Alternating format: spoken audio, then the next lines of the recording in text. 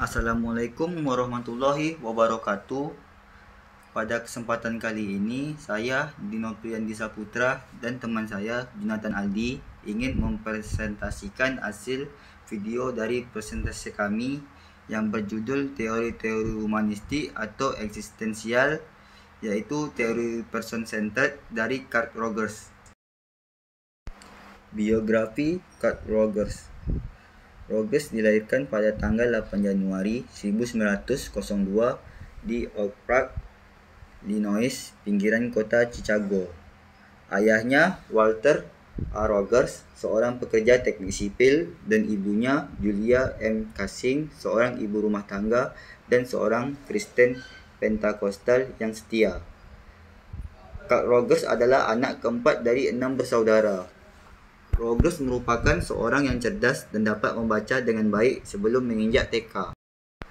Dengan pendidikannya yang sangat ketat secara religius serta lingkungannya sebagai anak altar di rumah pendeta Jim Clay, ia menjadi orang yang terisolasi, independen, disiplin, dan mendapatkan pengetahuan serta apresiasi dari metode ilmiah di dunia praktis. Pilihan pertama karirnya adalah agrikultur di Universitas Wisconsin-Madison, di mana ia menjadi bagian dari persaudaraan Alpha Kappa Lambda, diikuti dengan sejarah lalu agama. Teori person-centered. Teori person-centered atau sering juga disebut teori client-centered merupakan salah satu cabang teori humanistik yang dikembangkan oleh Carl Rogers. Dalam teori ini, Carl Rogers menunjukkan kepercayaan yang mendalam pada manusia. Rogers percaya manusia mampu bersosialisasi dan bergerak maju, berjuang untuk berfungsi penuh. Rogers menentang apa yang disebut sebagai keputusasaan dan ketidakberdayaan dalam pandangan psikoanalitik tentang manusia, dan di lain pihak menentang konsepsi menerima apa adanya seperti yang digambarkan dalam behaviorisme. Psikologi humanistik lebih penuh harapan dan optimistik terhadap manusia. Baiklah, berikutnya ada ciri-ciri dari person-centered.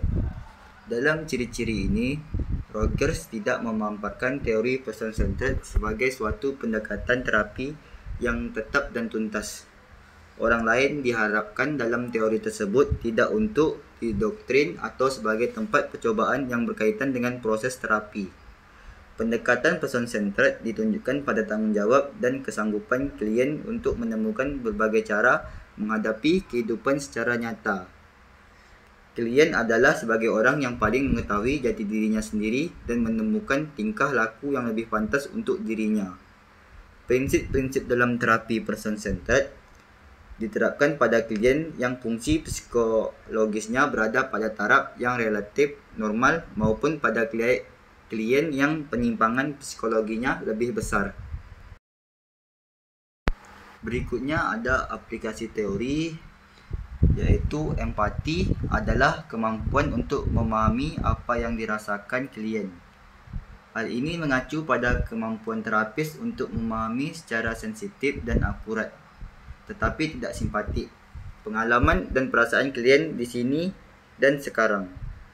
Bagian penting dari tugas konselor yang berpusat pada pribadi adalah mengikuti dengan tepat apa yang dirasakan klien dan mengomunikasikan kepada mereka bahawa terapis memahami apa yang mereka rasakan.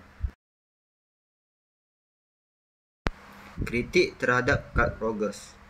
Teori Rogers dikritik kerana anggapan bahawa self-report secara sadar cukup untuk mengungkapkan diri orang dan mengabaikan fenomena ketidaksadaran yang menimbulkan fenomena tingkah laku defensif.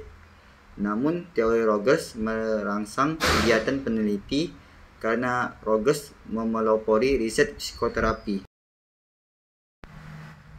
Penelitian terkait dari Carl Rogers mengatakan bahawa perangsang yang paling mendasar dalam diri seseorang adalah keinginan untuk mencapai tujuan aktualisasi diri.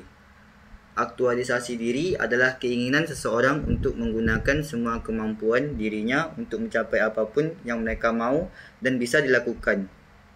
Ahli jiwa Abraham Maslow dalam bukunya Hierarchy of Needs menggunakan istilah aktualisasi diri sebagai kebutuhan dan pencapaian tertinggi seseorang manusia.